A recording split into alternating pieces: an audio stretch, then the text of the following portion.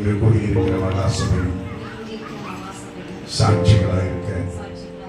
Jessica ஆகிய நான் எச்சி பிரவீன் ஆகிய உண்மை தேவனால் எனக்கு கொடுக்கப்படுகிற விவாக புருஷனாக ஏற்றுக்கொண்டு இன்று முதல் என் வாழ்நாள் முழுவதும் வாழ்விலும் தாழ்விலும் சுகத்திலும் சுகீனத்திலும் இன்பத்திலும் துன்பத்திலும் உண்மை நேசிக்கவும் கனப்பற்றவும் தேற்றவும் ஆதரிக்கவும் உனக்கு கீழ்ப்படியவும் உன்னை மாத்திரம் பெற்றுக்கொள்ளவும் பயபக்தியாய் வாக்கு கொடுக்கிறேன். சபையார்